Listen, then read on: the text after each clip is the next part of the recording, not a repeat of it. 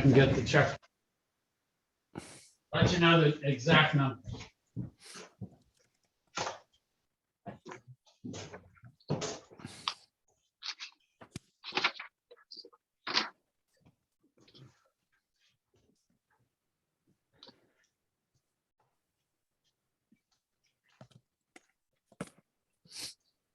Yep, let's see. Paid OMI $50. So we have $1473.21 left over.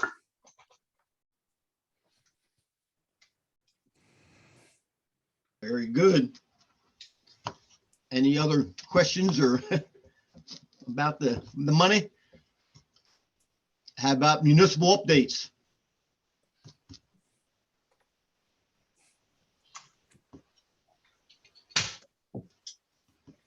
I have something in that works out to be kind of a question. I got something starting from Dick Winchester, coming through Peggy Russell. And it's a question about Lincoln University. Apparently this year is the 50th anniversary of Lincoln's being affiliated with a state college system, state university system. And Dick was wondering if anybody knows of any celebrations or any recognitions that are planned. So I'll put that out there. I hadn't heard about it until this afternoon, so wouldn't surprise me if others haven't either. It's in July. I could give you the date, but that's something that maybe we want to develop, I guess. I wonder if that might be something OMI should know about to celebrate it July's first Friday or something like that. Mm-hmm. Makes sense. The date was, he says the 50th anniversary of Lincoln University becoming state related, and it's July 7th, 1952. So maybe we want to think about it. Did you say 52? 52, yeah. That's more than 50 years. Isn't it? 70. 20 years. So this must be 70. Is it 75? I don't know. That it's definitely more than 50.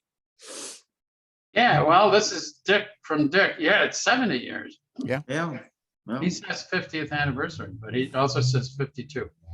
I'll have to double check with him. I will. Maybe it's the 50th anniversary of the 20th anniversary. yeah. Yeah. It's an odd celebration, but Or it's 2/5 of the way to 100. We're headed to 100. All right. Mary, you had some other things. You want to bring them up? We had municipal updates. Is Yeah. that where we're at? Oh, okay. I just wanted people to know that, you know, and I imagine that many of you do, is that OMI and the borough received a grant for $2.1 million for the new theater in town, which is very exciting, and with a lot of help from state reps and others. It's great. It's going to allow us to have the performing arts much bigger than the original shoebox theater that we were talking about in the last couple of years. So we're going to be able to have a much larger venue with the stage and other things. So that's exciting. I think I was just saying to Al, we have our open house for our second public open house for our comprehensive plan on tomorrow night. Tomorrow night at 7 is the English version, and at 8 is the Spanish version. And so anybody who would like to come and see, you know, what mischief we're up to, you know, please feel free to come and check it out where we're headed. We actually are going to use this to guide the performance of our staff. Our new borough manager has jumped in with all of her feet, and she is going to use this as the way that we will evaluate her performance as we move forward. So it's a big step forward. It's a big step forward for us. So I'm excited. Now, was there something else, Bob? I think there might have been. Yeah, there's a discussion of a trail. Oh, the trail discussion. Yeah, I just want to put it on the, at least out in front of everybody, that one of the things that we're talking about is a way of trying to connect with the county trail system, which we're not scheduled in this area to really benefit from until I think 2027. But we're talking about how to connect, all of the trails coming down from Kennett all the way to the Recreation Authority Park. And I know that's going to take regional work. So, but we have begun to talk about how we might in the borough participate in that plan. So I'm just hoping that everybody can think about that. So that's me. That's the borough. I think. Well, the borough, we could mention that there's been activity in the realm of meeting our MS4 obligations. And there's a couple of plans that have been drawn up through a G3 grant, concept plans for where in the borough some work might be done that would take up some of the stormwater. Right.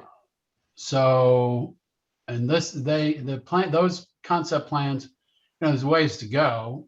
They have to be actually designed in detail. We need to find the money to design them and then ultimately build them. So it's a ways to go. But the two concept plans are set up at the library. So anybody going to the library over the next, 2 weeks, I think. David Ross will know the detail there, but the display boards will be up there. So if you go into the library, you can see what the borough is thinking about and attempting to do for MS4 requirements. Bob, I'll jump in. I just put into the chat a link to a survey, a questionnaire to ask folks their views of those concept plans. So the survey itself actually has elements of the concept plans in it. So, I mean, great to go to the library and see the full boards, but you could also see it by clicking on that survey. And as I understand it, the borough is looking for comments from borough residents, but also from people who use the borough. And the folks attending tonight's meeting are, clearly informed folks whose opinions would be, I think, very welcome.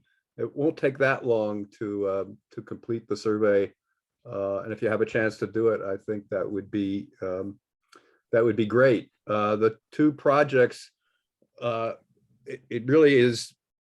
Bob is emphasizing the stormwater, and I understand why, because of the MS4 obligations. But I think the hallmark of this kind of green infrastructure is that it's trying to serve multiple purposes. So one of the projects, really, I think the heart of it is to do traffic calming on Mount Vernon Avenue, and it's using bump outs with rain gardens. So it is fulfilling that stormwater, but it's also trying to kind of painlessly slow down traffic on that road. And the other is a tree trench with porous sidewalk as a demonstration project in front of the police station. And again, it's doing the stormwater function, but it's also making that a more pleasant location, and suggesting to potential future developers how they can use landscaping that sort of fits in with traditional development and nevertheless has this much stronger and less costly green component to it. Yeah, I think that's exciting. So there's options beyond just the retention basins that go with developments. So I like that model idea of it. The Planning Commission has been writing an ordinance for 55 and over communities, and we were talking last night about how to include MS4 requirements in all of the over 55 communities as well. So that'll be interesting. I think that'll be probably on our June calendar at council.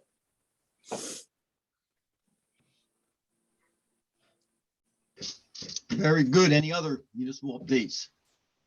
I have two questions. First of all, Mary, you got a $1.2 million grant for a new theater. Where is that being proposed, or It's a $2.1 million grant. Yeah. give or take $1 million?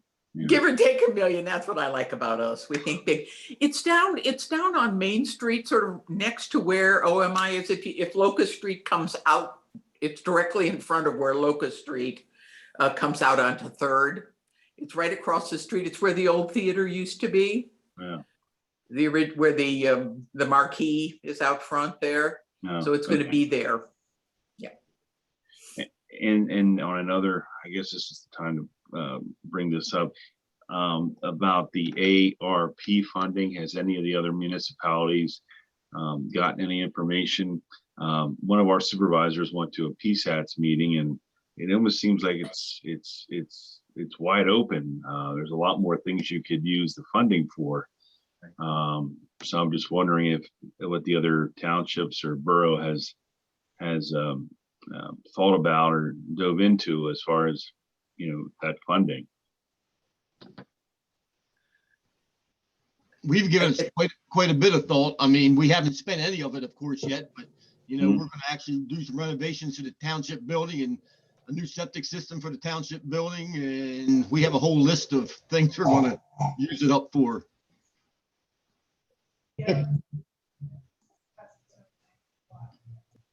it just seems to have expanded since when it first came out, that there's more opportunities. If you have, we have a small part-time police force to, get them equipment, or, things obviously around our township building. So we haven't spent any of our money yet either. We're just putting together a kind of a priority list. Bill, did you already get money from them? We have elk. Elk. Okay. So, but you haven't used it yet. Correct. No. None. Okay. I think that everyone was a little bit gun shy, and they don't want to spend it on something and then find out, oh, wait a second, you can't use it for that. So Yeah. Bill, do you want to talk about this question of making sure that we're complying and handling the paperwork properly? And my understanding is that the township has been at least exploring the idea of having a consultant involved in assisting in that. Is that right? yeah, we looked at it. It was what do they want to charge us, like $5,600, and we've kind of pushed it off for another month because we don't know if that's exactly necessary. It just seems so complicated early on, but I think it's coming to be a little bit more in focus. That I don't think, I can't speak for the other two supervisors, but we're not probably going to go that direction. We're going to do what Al said and put our priorities down, and then maybe just figure out. I think Andy got the list of things that are eligible, so it's still compact, but that's kind of the direction we're going. Has anyone else been any funds? Assuming you We got haven't. some. Yeah. The borough has put all of its funds into our stormwater fund in case we're hoping we won't need to use it. We're hoping to get grants to build our BMPs. But we do have the money in our fund if we need to use it for the current round. The beauty is that the money can be used for matches, so that, so often it's hard to come up with that 25% or 10% match that you need. And so that way maybe the ARP money can be spread around a bit.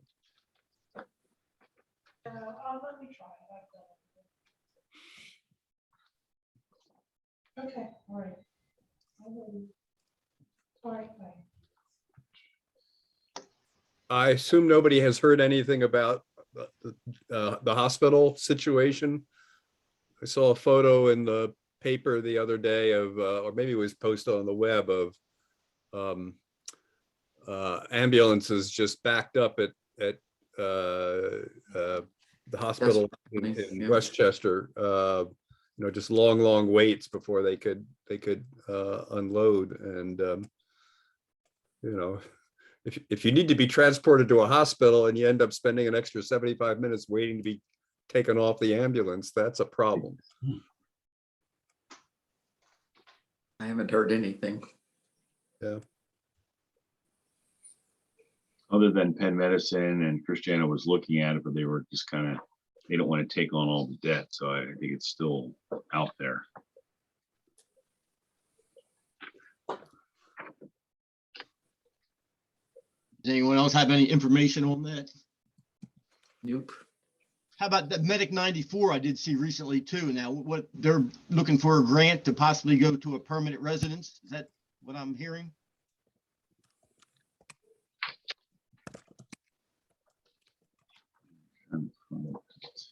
I hadn't heard anything about that. Mm-mm. I don't know. Gotcha. Other municipal updates? Lower Oxford recently preserved, I think it's 70-acre farm on Roney's Corner Road. Voted to proceed with it. It's not finalized yet, but And in that point, of course, this Martin property, 162 acres down here, we're still putting together funds to purchase that property, even though they're selling it for $1.5 million. I think we have everything but 300,000. The township putting up money, the state, and it's going to end up going to DCNR. There'll be a continuation of the White Clay Creek's Big Elk corridor there, basically. We had a very nice meeting down here at the cider mill back on March 9th. We had represented by, Senator Comita was down. Secretary for DCNR, Cindy Dunn, was down. You might have saw this in the paper. Two of the commissioners were down. Mr. Maxwell was down, and Moskowitz was down. So it was a good meeting. Anyway, showing what they preserved down here in Elk Township. I think we're up like roughly 55% in Elk Township altogether. So we're proud of that. Of course, I guess John Goodall did speak up and say up there in some place, I'm not even sure what township is, they're up to 80%. We were trying to pat ourselves on the back, and then he said, this other township has 80%. I'm going, okay, we have a little work to do. So, but I actually walked this piece of property recently, and it is nice. It's there's not a lot of access to it really. It is accessible from the end of Spring Long Road, which is there now. You can access it, but it's kind of hard to see where the access is because it's kind of landlocked. Any other municipal updates? So I'll note that Stephanie Armpriester is in on this call, so we can include her on the list of, Yes. and Brandywine Stephanie. Conservancy on the list of folks who participated in that. Yep. Stephanie was definitely there thanks for all her help, and John Goodall. And then of course, Melanie Hess did a great job of speaking for the township that afternoon. We appreciated that. So am I missing anybody else, Stephanie? No, it was good. I'm trying to think. I think in terms of the funding piece of the puzzle, the biggest item we're still waiting for is the Chester County dollars. They have not been announced yet, and that's really the final piece of the puzzle. And we hope that we'll have an announcement soon. Historically, Chester County has announced their PPGP grants in the month of, I believe it was April, prior to the DCNR awards. It's just a little bit later this year. So we're just keeping our fingers crossed and hopefully it'll get funded. But it's a good sign that the commissioners were there at the event. Yes, I agree. Sorry, I missed you. I didn't see your name there. But That's no, okay. Thanks for everything. No problem. Yeah, I have just one thing to add on. You were talking about the Medic 94 station. They're asking for all 17 municipalities that they're serving to send in a letter to try to get this grant. Do they want 17? Well, I guess we don't include all 17. I was going to say with the ORPC, put a letter together supporting, where did they say this is going to be? Penn Township, intersection of Jenner's Pond Road and Old Baltimore Pike. Raise funding for the construction. I guess for now, we just each of the 17 municipalities, but it just, he gave us a template for all the supervisors to sign. They need to submit the grant no later than May 12th. So something that's got to be done pretty quickly. It certainly wouldn't hurt for us to do one for ORPC, right? Right, exactly. Right. I'll make the motion that you say there is that letter out that we can sign. Somebody has a template letter. Right, yeah, it's a Word document. I can attach that to someone's email here. Let's see what it shows here. Resolution, yeah, and it just said adopted by the Board of Supervisors of whatever township, and has chair, vice chair, and we could still use that same format. So is that something I could send to you, Mark, to put together, although it looks like it's already put together?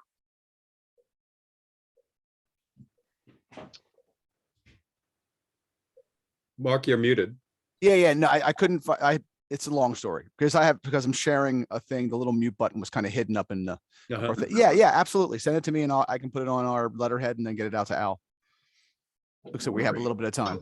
Yeah, so I make a motion that we go ahead and send a letter of approval or to, who is it to exactly? Help me out.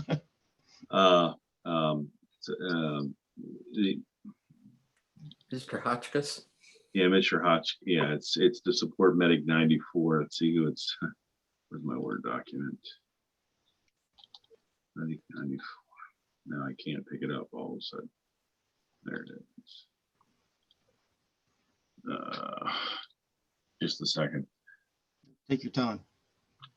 Come on.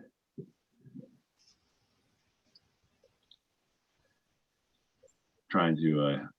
Well, I'll down.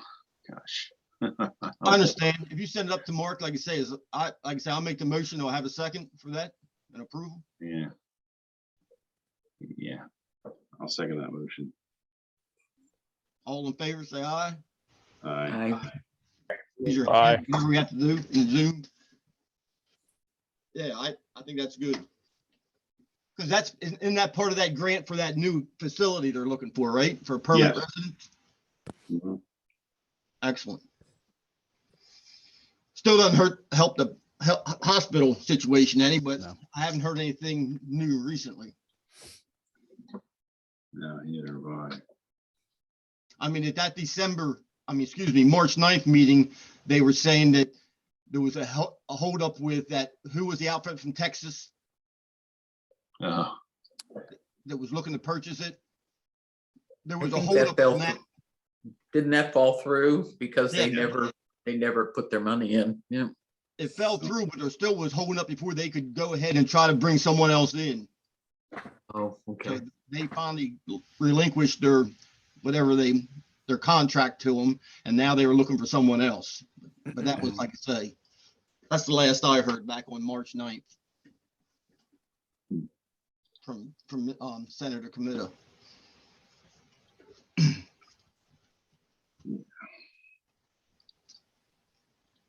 You good with municipal updates? Yeah. There's one item that I'm just hearing about. There's a grant opportunity apparently is going to come open to support hiring police officers. So I know the borough's going to want to look into this. And there's at least some talk about maybe working with a municipality too, if there's somebody else that wants to be involved. And I understand that it's a very good arrangement that the funding will pay for 50% of a new police officer's salary for 5 years. So it's an easy way to get into hiring a police officer. And I don't know much more, but I only mention it because you might hear something about it coming up.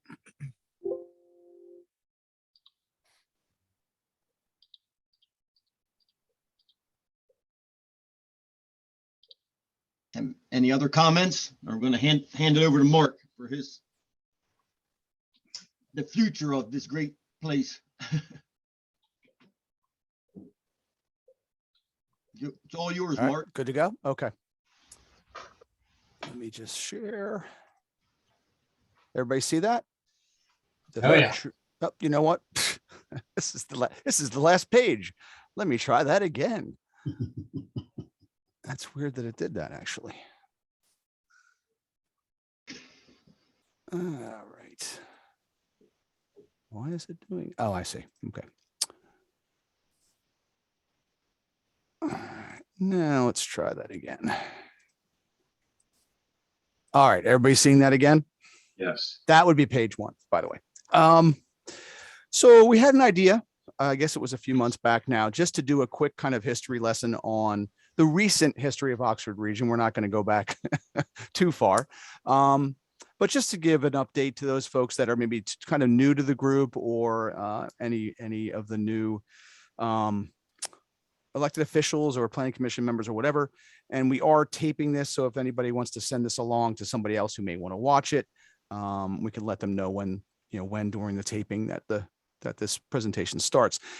It's also very informal. I hope to have a little more time to work on it, but I think I pulled together the important points.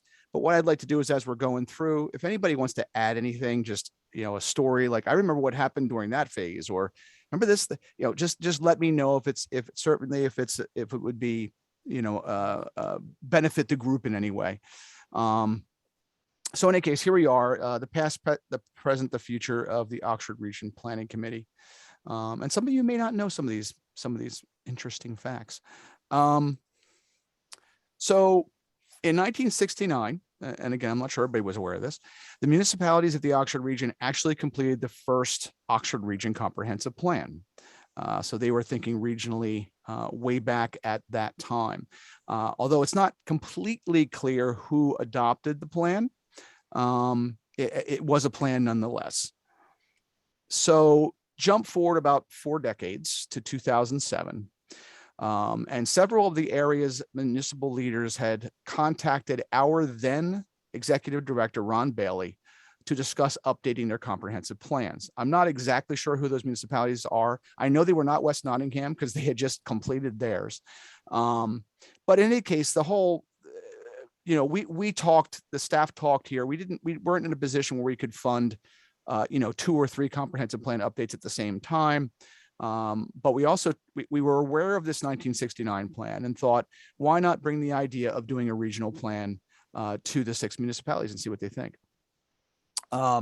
So below, the second paragraph tells you basically that Elk, Upper Oxford, and West Nottingham all had completed individual comp plans in the years 87, 82. And in West Nottingham's case, we had just finished up their comprehensive plan in 2006, just a year prior. The other 3 municipalities, with the information we have, were still relying on the 1969 Oxford Comprehensive Plan in 2007. So we had some preliminary discussions, and then we decided to have a meeting. That meeting took place at HERS in the winter of 2008 to discuss the benefits of doing a multi-municipal comprehensive plan, the value both financially and also in terms of cooperation and coordination between the different municipalities in the region. Based on that discussion, the municipal officials from all 6 municipalities signed a VPP contract. That's our Vision Partnership Program contract with the county. that partially funded the development of the multi-municipal comprehensive plan. At the same time, there were several staff from our office that were assigned to the development of this plan. I was a lead planner. I had experience with both Elk and West Nottingham Township. Kevin Myers, if you're, I think quite a few are familiar with Kevin. He was working in, I think, Upper Oxford, was working in West Nottingham as well.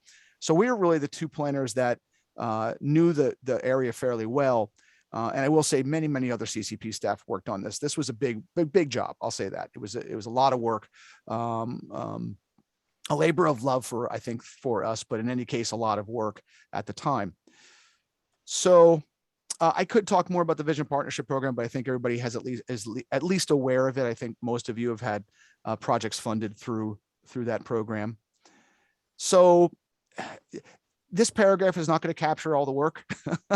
It's not going to capture the number of meetings and so on that we did. But basically, we sat down at the table for I don't know how many meetings. I think somewhere I have written down how many meetings we met.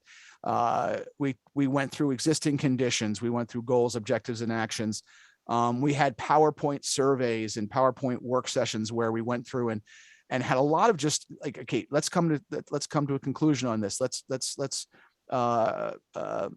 think about ways that we can meet in the middle. And there was a lot of compromise. There was a lot of opinion shares. There was some heated discussions, but way fewer heated discussions that I expected there to be. The group really did come together very well over those number of years. And in the end, a comprehensive plan was developed for the region. So in 2012, the 6 participating municipalities adopted the regional plan, actually at a single hearing at the HERS, back at the HERS complex again. Apparently chips are the reason why this all happened. But what was really great about it, and I'm not sure if everybody was aware of this at the time, this was the only time this ever happened. There are several, multi-municipal plans in the county, Northern Federation, Octorara region, and so on. There was never a time when they all adopted it at the same hearing. So we really felt it was there was a strong sense of solidarity, of cooperation and teamwork. And we were very, very happy with the effort and with the end result. But the question came up, now what do we do? You had a plan that had well over 300 recommendations. We had a 10-year horizon. So the questions came up, how do we make sure that everybody continues to commit to the effort, that when things are being done in municipalities like zoning ordinance updates and subdivision ordinance updates and so on and so forth, that they are done in coordination and in consistency with this regional comprehensive plan. And so what were developed were in 2012 through 2013, about a year, we developed bylaws and we developed an intergovernmental cooperative implementation agreement, a long basically word to say, this is what will guide the activities of the group into the future. And in 2013, 5 of the 6 municipalities adopted the agreement and the bylaws, officially forming the Oxford Region Planning Committee. Before it was just the Oxford region. And we could talk about the implementation agreement for an entire meeting. So what I'm going to try to do is just hit on some of the real important takeaways from that agreement, which we still operate under. That agreement is still in effect. Some of those are the specific duties of this group. One of those is coming up soon, is the review of and updates to the multi-municipal plan.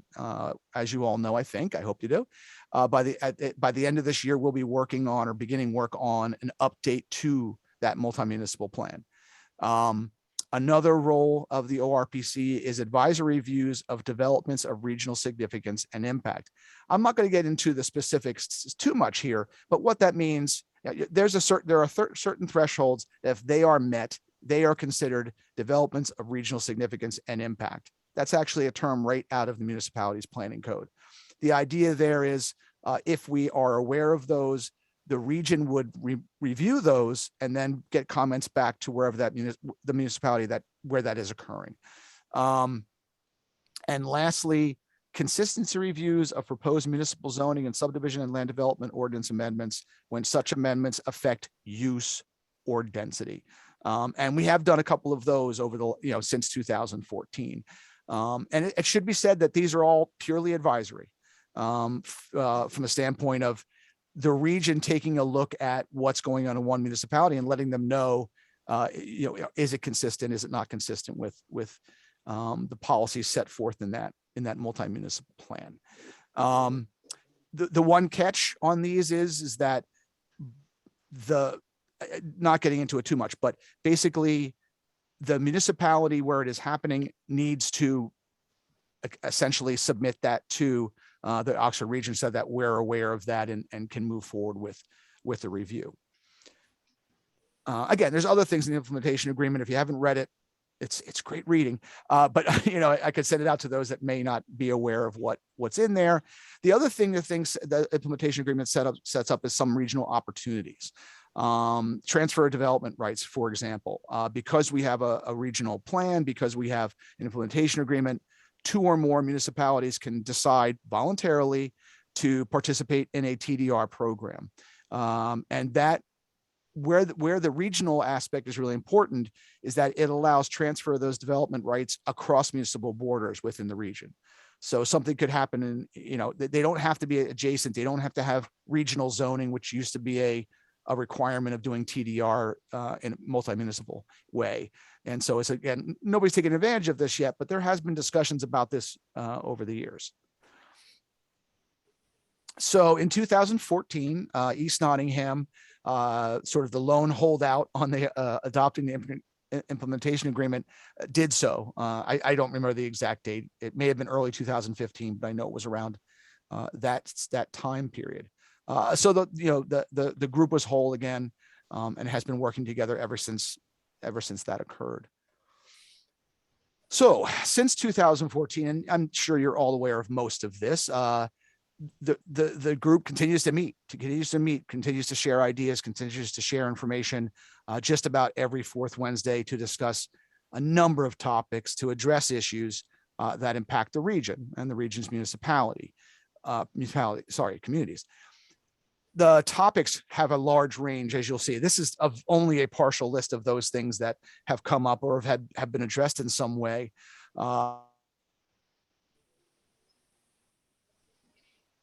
Resource protection, agricultural preservation. There was a time that we were doing information pieces and seminars on the opioid epidemic, roadway improvements, something that every other year the group works together to identify the top transportation improvements to add to the TII, the Transportation Improvement Inventory, and then name a highest priority for the region itself. So the group continues to get that information out. We just talked about a support letter. There have been many support letters that this group has sent out on behalf of the 6 municipalities and on behalf of the region. And the other thing that's very important to note is that this work has included multiple organizations. Obviously, Brandywine Conservancy has been one of the lead helpers in everything that the region has done over many years. And we've also had guest speakers from just about every organization I can think of, which I think continue to inform this group and help them to make those decisions that, again, affect their municipalities as well as the region. So I'm going to turn it over to Dave. He has some information for you, just reminders of all that has occurred in terms of stormwater management and also the regional EAC over the last couple of years. Thanks, Mark. That document that we adopted back in 2012, the Regional Comprehensive Plan, is a long document, multiple chapters. And it's full of, each chapter has a major goal, maybe sometimes multiple goals, and a whole bunch of objectives that are listed there. And I think one of the goals of the update is to kind of have maybe fewer objectives or fewer things that we want to work on. Because one of the realities of the plan is, while we've done a lot, there are a lot of those objectives that nobody's really looked at. So I was reminded the other day that it was actually because we exist as a region that we have adopted this comprehensive plan, and because we had as one of our goals well, in the chapter 12 on natural resources, protecting, restoring, maintaining natural resource features and landscapes to sustain the region's economy, maintain watersheds, ecosystems, and public health. And one of the objectives under that goal was to promote innovative stormwater management, best management practices, and wastewater disposal policies that emphasize the recharge of groundwater and water balance. So because we had that as an objective, because we existed as a region, we then became and I sort of am listing that as a vague goal because it was not really top of mind, I would say, for the members on our monthly meetings. But because we had that, we became an attractive destination for donors and partner organizations to say, hey, we can help the folks in that area because they exist as this region and because they have this as an objective. So it was actually in May of 2015 that the Brandywine Conservancy brought word to us, and I think it really was bringing word to us, it wasn't really on our radar, that we 6 municipalities were now likely to face responsibility under the 2018 to 2022, actually 2023, MS4 program. That's Municipal Separate Storm Sewer System Program, in which DEP was going to come down and require us to have permits, require us to do some specific work. So the Brandywine Conservancy obtained a NIFWIF grant and started in that May of 2015 to work with us and to say, okay, how are you going to respond to this new regulatory responsibility and this heightened awareness of the obligations we had to protect our water?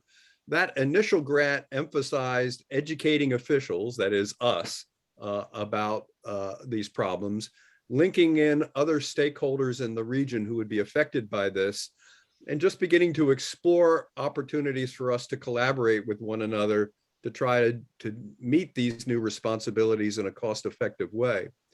Much of that grant was actually used to pay for the engagement and meetings of our various township engineers to talk with one another about how would we meet the new MS4 requirements. Mark, if you go to the next slide.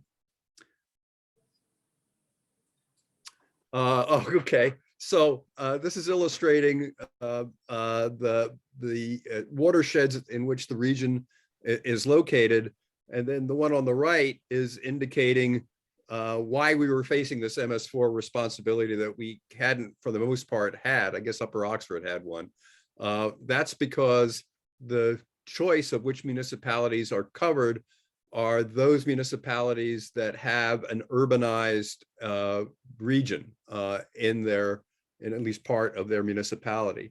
And after the 2010 census, every one of our municipality had at least some urbanized area in it. So all of us had some responsibility going forward with MS4.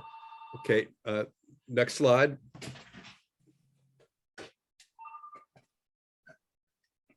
Okay, so during the period, the requirement of the MS4 program was that as of by September of 2017, we had the requirement of applying for a permit. Now, DEP issued MS4 waivers for 3 municipalities, Elk, Lower Oxford, and West Nottingham, but the other 3 had responsibilities to move forward during this 2017-2018 period. Those municipalities were exploring, well, just what projects would qualify for the pollution reduction plans that they were all obligated to have. And I would say in that period, and it's still been ongoing, there was a lot of back and forth between municipalities and DEP on exactly what would be needed to meet those conditions. At the ORPC level, most of our conversations were involving conversations about collaboration on 2 aspects of the permits, and I'm using the abbreviations that many of you are familiar with. MCM stands for minimum control measures, and the first 2 of those minimum control measures involve MCM1, public education and outreach, and 2, public involvement and participation. Those were the areas where ORPC was seeing that it could take the lead in representing the municipalities in that sort of work. And indeed, you'll recall that we adopted a stormwater action initiative to sort of lead that effort. But given that success, but also kind of the delay in the closure of the process of the back and forth with DEP, there was an opportunity for an additional outside assistance for us. Next slide, Mark. A second grant from the National Fish and Wildlife Foundation was obtained by the Environmental Finance Center, again with Brandywine Conservancy as an integral part to explore concretely how the region could meet the now clearer obligations and address the stormwater problems we were facing. That study yielded a number of recommendations or suggestions as ways we could move forward. And ORPC endorsed 3 of them. That is, that we would, as a region, strive to invest in educating our residents and businesses about the reason why this work needs to be done and how best to go about doing it. We would try to integrate across ongoing water resource initiatives, because there are lots of organizations and in groups that are engaged in activities and grades of studies and opportunities that we could lever to better meet the goals under MS4 and the ultimate goal of cleaning up our streams. And then to explore ways in which we could save money by building and sharing resources, structures, for example, in terms of inspecting stormwater facilities, maintaining stormwater facilities. Those are the 3 that ORPC adopted back in 2018. Next slide. While that was sort of going on, while that grant concluded in, I think it was February of 2020, but during 2019, the Stormwater Action Initiative that we said we were going to push forward, one of the main activities in February of that year was a Connecting the Water Dots event, in which we brought together all of these partners, all of these stakeholders, to share information with one another and with us about what was actually being done and what hence could be done more effectively in our region to clean up our streams, to reduce the stormwater runoff and meet our MS4 responsibilities. We started in May of that year, next slide, Mark, with doing First Friday tabling, which has been an integral part of our education effort to help people understand what are the problems with runoff, and what can each of us do to solve these sorts of problems, and also to try to sort of build support or understanding for what we as municipal governments are obligated to do to meet this, because in most cases these are responsibilities and budget items that had not been in our past budgets. So coming out of that work, next slide, and going forward in 2020, some of our major accomplishments. We started off the year by organizing an Oxford Region Volunteer EAC. EAC stands for Environmental Advisory Council, which is could be a formal entity that is allowed by the Municipal Planning Code. We just said, let's not try to go through all the formality of it, but let's see if we can't harness the interest of people in the region in taking on some of this work, so that it wasn't always going through ORPC meetings. We found volunteers in all 6 municipalities who were excited about doing this work. And right from the start, that volunteer EAC was able to assist the borough in putting in landscape plantings at the new parking garage. We were able to, at basically no cost to the borough, arrange for tree plantings in, I think it was over 5 acres of property in Oxford Borough.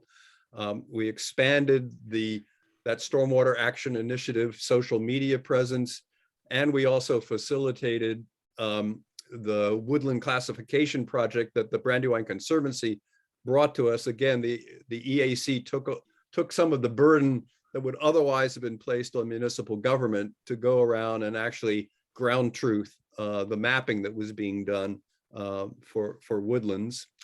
Then in 2021, next slide.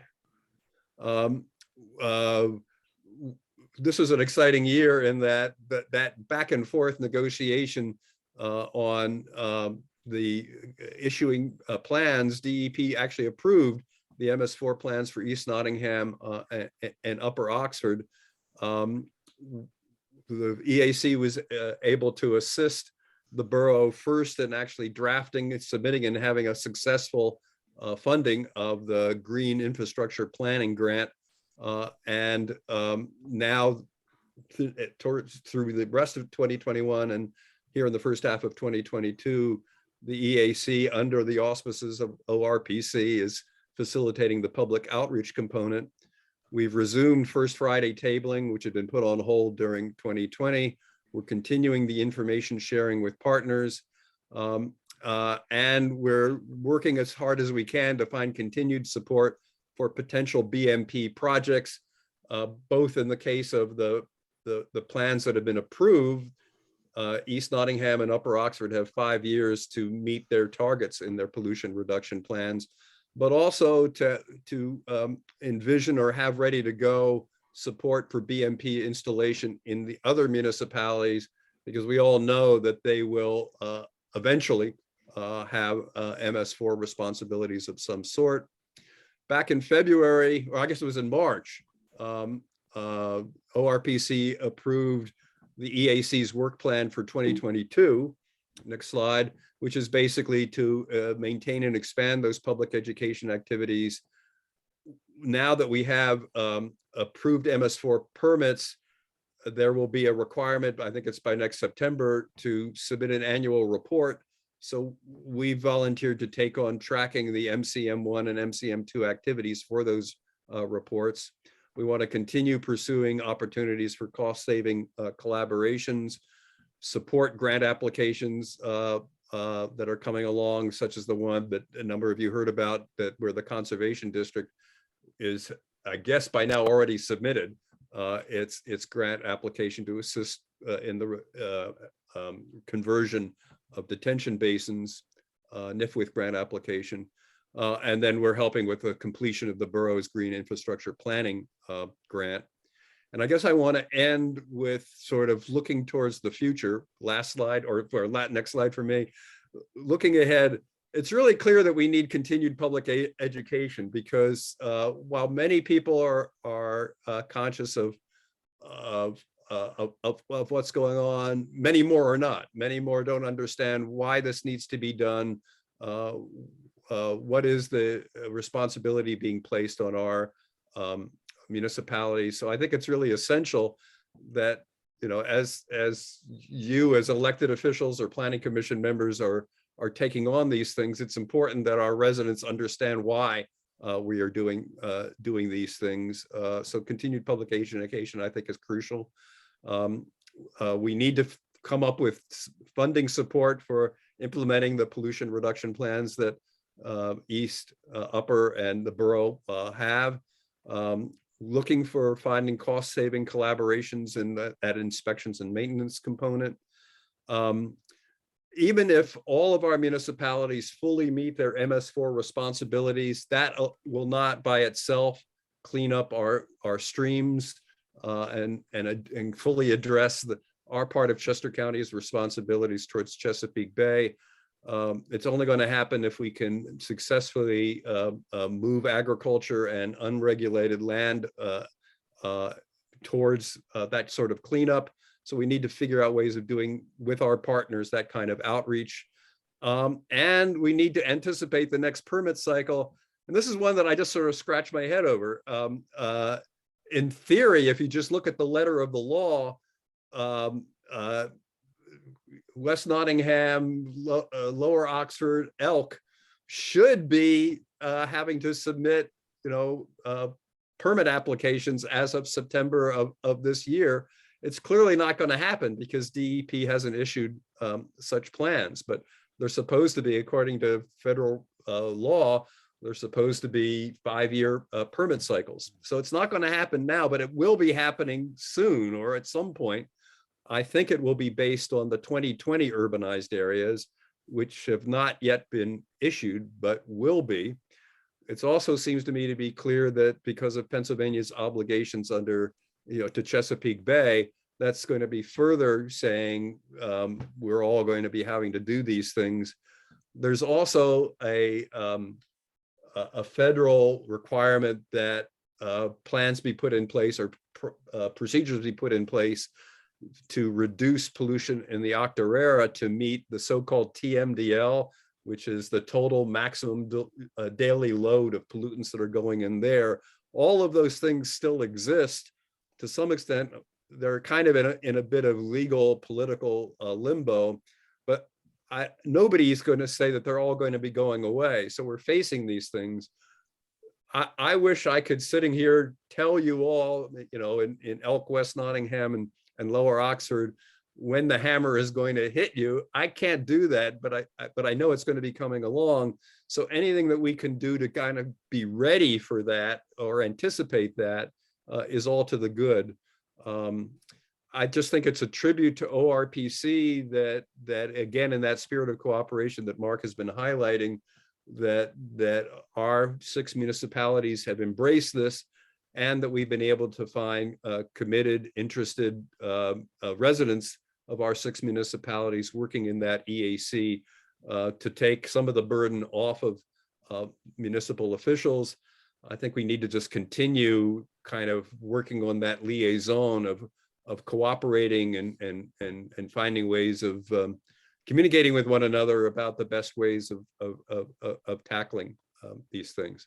So I've gone on at some length. Mark has allowed me to go on at some length because I think the EAC is a good example of a subcommittee of ORPC that has really been able to tackle a particular problem of regional importance. Back to you, Mark. Yeah, I couldn't agree more. I'm just wondering why I can now not. There we go. Okay, so David just very eloquently described I would say successes. I think that's not overemphasizing of the regional EAC. It's a great group, continuing to move forward, continuing to, it seems, gain volunteers where other organizations are not having such that much success with the volunteerism. But again, thank you, David, for sharing that. It's a lot of exciting stuff going on with that group. There are other subcommittees, some active, some not as much. The historic subcommittee just recently were able to put together a draft mission statement. I'm not sure if it's our last one, but this is a group that got together because we're seeing a lot of, again, volunteer issues, getting people on the historic commissions, providing them with goals and things that they can do to stay excited about historic preservation. And so that's something that group is continue trying to find its legs and figure out what it can do to continue to get activity going in regard to historical preservation in the region. One of the things that they are doing now, and I think we've talked about this before, but they're working with the Oxford Foundation on the development of an agricultural heritage center to be included at the Glen Rory Preserve. That whole concept was started by HERS calling the West Nottingham Historical Commission and saying, hey, we got this grain separator in an old barn that's going to come down. Would you guys like it? And that's actually a photo of it there, about the clearest photo I could find. And the future home of that is at one of the old buildings, the restored buildings at the Glen Roy Preserve. And we are hoping to actually create an agricultural heritage center there at the Glen Roy Preserve. So that group is really ramping up and starting to become more active. And I'm on that group and excited to be. And then the other, which was a short-lived group, was the Transportation Subcommittee that was headed up by Tiffany Bell. And their mission was basically to go through the transportation recommendations in the current plan, the 2012 plan, and just try to see what has been accomplished, which of those would be appropriate to continue into the revised or the updated version of the comp plan. And at some point we'll be talking about that. I'm not sure when Tiffany is going to be prepared to do that, but they'll be bringing some of the findings to the larger group of the ORPC. So yeah, subcommittees are doing well, and to me, very exciting that they are moving forward and continuing to carry the torch. Lastly, it is time to update the plan. And this is something that we've been discussing for a couple of years actually now, but fairly recently, we got information out to the 6 municipalities who all agreed that yes, they would pitch in their portion and take part in the update to the comprehensive plan. And I mentioned earlier something that was an interesting fact, and I don't know if we want to hold this world record, but I'm not sure it's a world record, but 321 plan recommendations. And people ask me about that a lot. The thing is, when this plan was produced, it was 40 years, and really it was a group that was just getting together, and they were figuring out what are our high priorities, what are our top priorities. And it was more of a wish list. And comp plans back at that time, oftentimes it would just be a wish list of everything you could possibly do, and hope that you can at least get those immediate and most important actions done or addressed during that 10-year horizon. And so what the idea of the update, the existing conditions are actually in pretty good shape. We'll be updating the existing land use and so on, because obviously that's changed. But the idea here is to make this more of an implementable plan. In other words, include recommendations and actions that can happen within that 10-year horizon of the plan. And at this point, the 10-year horizon looks like it's going to be something like 2024 to 2034 or something like that. We're not sure exactly what the timing will be, but the idea is to maybe make the 2-inch thick plan a 1/2-inch thick plan, but with, again, very, very specific implementable recommendations that both the region can be looking at and the individual municipalities can be looking at. Maybe one of those ideas would be moving forward and looking at a TDR program or something like that we discussed before. But the idea is simplify and create something that can be addressed and can be implemented in that time period. So again, that's something that will be starting towards the end of the year. I'm actually at a point where when we get through a certain portion of Oxford Borough's comprehensive plan, where I feel comfortable that I can devote the time that this plan will need. That's kind of how the timing will work. So we'll probably be starting this in the fall. And of course, the region will be getting VPP funding to partially fund that effort. And I would just simply say, if any of the old timers who have been here since the beginning, it's a lot of work. This will not be as much work. It'll almost be like tearing down things that, the information that is no longer needed in this more modern day, and really investigating and looking through the existing recommendations, saying, okay, which ones are still viable? Which ones are still valuable, and which of those do we think we can implement in a reasonable amount of time? No longer a wish list that the other was. So, I imagine we'll be seeing some of your faces on that task force, on that group, and we'll have a work program again. And I think that's a really great way to get people involved. If there are people like wondering why they're coming to a meeting or what's going on at the meeting, in order, to have a work program where you have information or materials to review and comment on, I think will revitalize the region, when this whole process gets started. I think that will be very helpful. But in any case, that's really the next part of the work program. But we're looking at the future is always difficult. But the bottom line is, I think what has been proven by the ORPC, which started out as, okay, we're going to do a comp plan. And there's that comp plan will actually serve as the individual plan for 5 of the 6 municipalities. That goal was reached and it was great. But I don't think anybody imagined that 12 years, 14 years later, whatever it is now, well, it's 10 years since it was adopted, that we would still be meeting every 4th Wednesday. And that's almost every 4th Wednesday, very few that we miss, sharing important information, supporting subcommittees. I didn't think that was going to be reality. So I think the future of the ORPC is really up to the membership. It's how far does the EAC go? How far does the historic subcommittee go? And what else can the ORPC do? I think it's up to you guys. I can't prescribe that because, again, I wouldn't have imagined that we'd have a regional EAC out there doing great work and historic subcommittee and so on. So, maybe think about it. Maybe think about it over the coming months. Yes, the regional update to the regional plan will take up time. There's no doubt about that. But it doesn't mean that other things can't be going on at the same time. And so think about that. Think about what the region should be looking at. Let's say even beyond, what is the role of the region after the regional plan is updated? Will it be a more active role in implementing those recommendations? I don't know. But think about those things, because I think that's the next question you're gonna have to ask yourselves.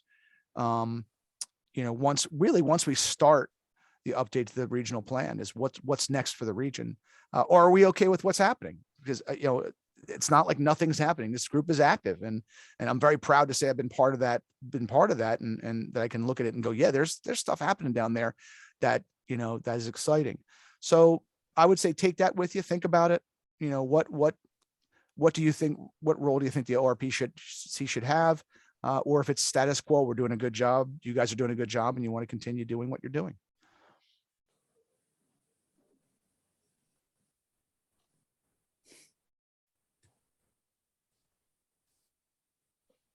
Oh, I'm sorry, Al, I think you're muted. Yeah. I'm muted. Yeah, I saw that after I was speaking.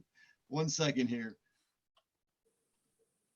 Now I'm confused. Anyway, thank you, Mark, for bringing that, saying all of that, because thanks for all your help over the last 14 years too. If it wasn't for you, we definitely wouldn't be here.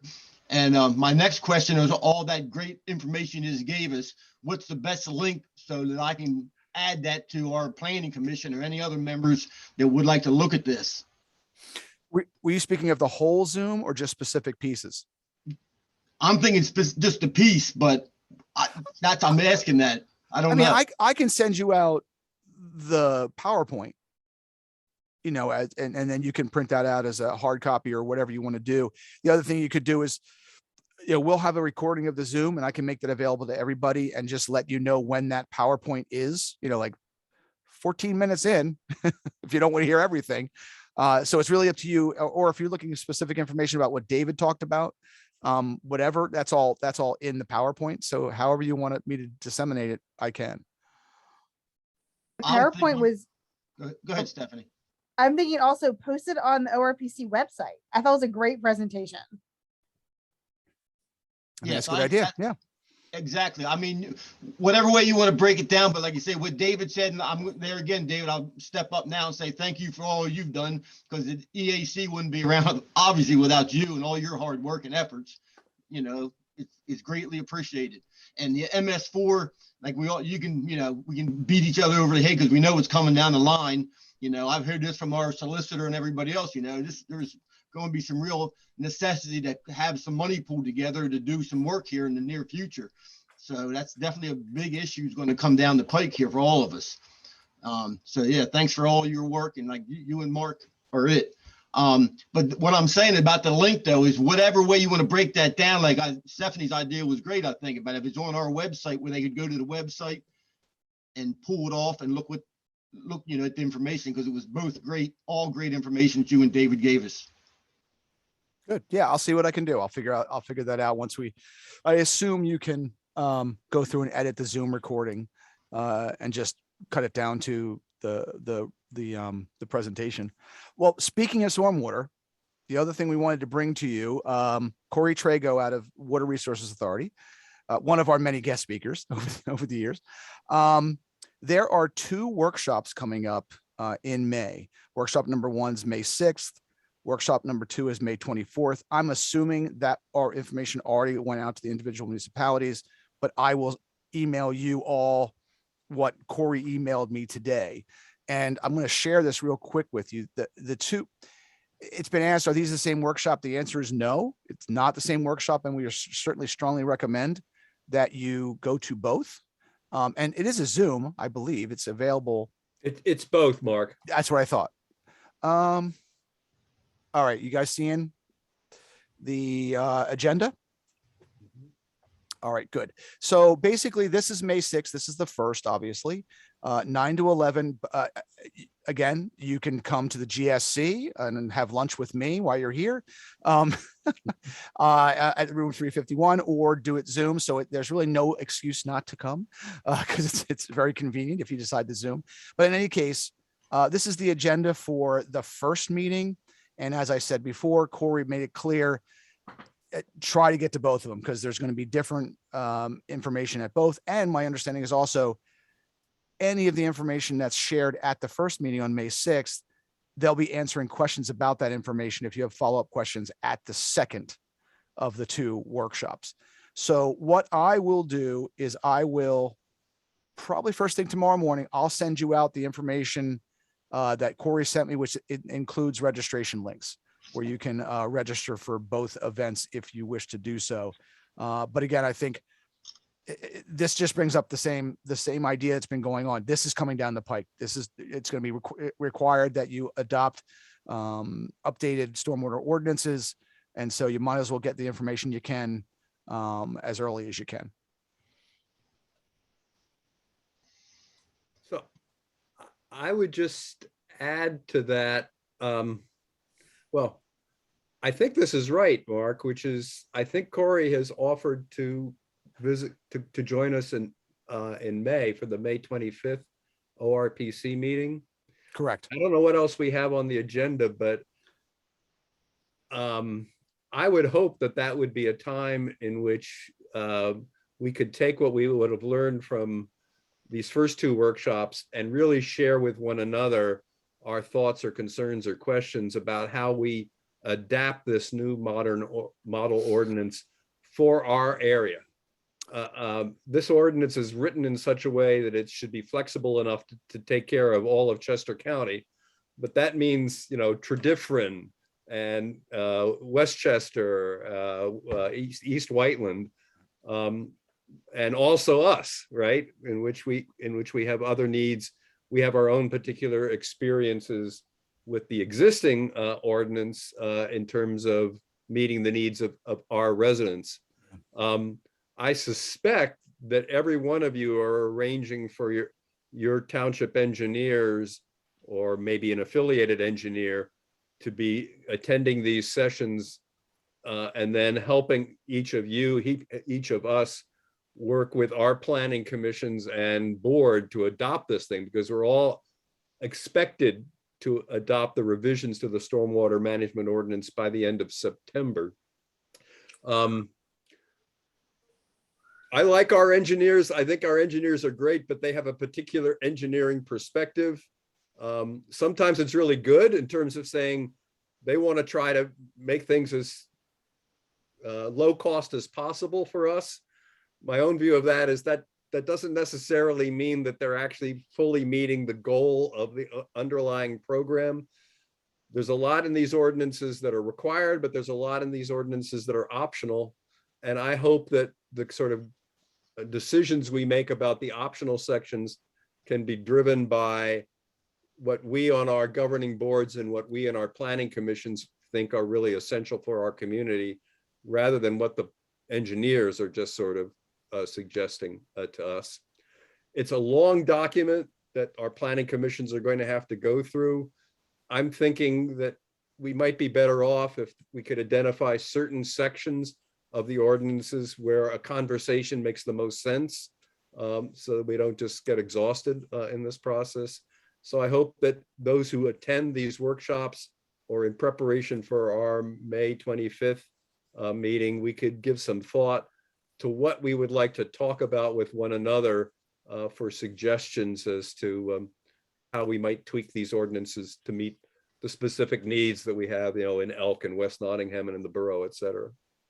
So that's kind of my suggestion, because we got to figure out some way of getting through this in a way that's that meets our responsibilities and is good for our community. Enough said. Yeah, I agree. I would not say just show up the Oxford Region meeting. I would say go to the 2 workshops first. Yeah. And develop those questions, because you're right. This is a really great opportunity to we're going to have Corey there to ask him all the questions that you need answers to. So yeah, I would say take advantage of it, because yeah, as you said before, this is something you have to do. This isn't optional. Not in terms of going to the workshops, but adopting the ordinance, you're not going to have a choice. So it's better to get that information or those questions asked. That's all I have. Any other input from other people? I had one thing. I just wanted to make a comment, Mark and Dave. I really appreciated your presentations tonight. I appreciate the overview too. Even coming in, I came in 2017, where I had a previous life doing this work. But Mark, as we're re-looking at the comp plan, I really also appreciated the mention of a possible regional TDR program, because that's how I really learned about John Thylacker's and John Snook's regional TDR work in Lancaster County. That's where I met them for the first time. And there's a very successful regional TDR program in Lancaster County, Carnarvon Township, and East Earl Township. And there's a lot of good models out there where if you can keep it simple, it can be very, very effective. Yeah. And I would certainly encourage the Oxford Region municipalities, if you're going through the comprehensive plan process, again, for an update, to seriously consider that as an option.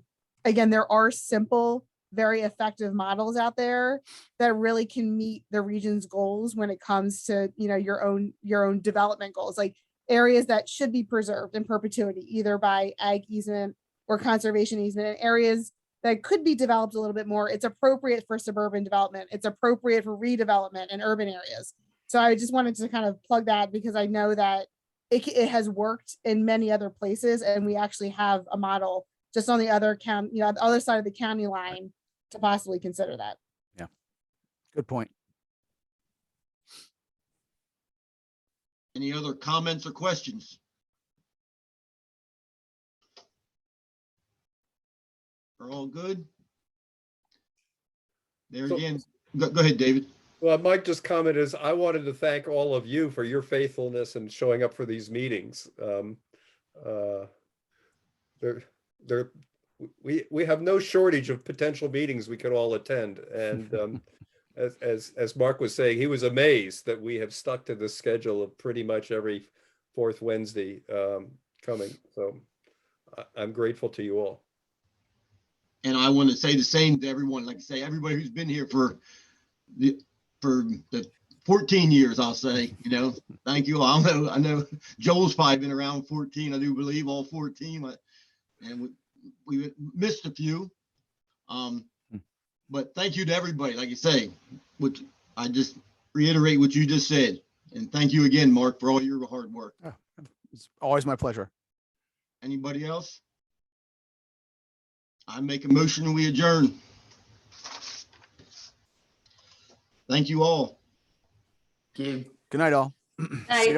See some of you tomorrow night. Yep.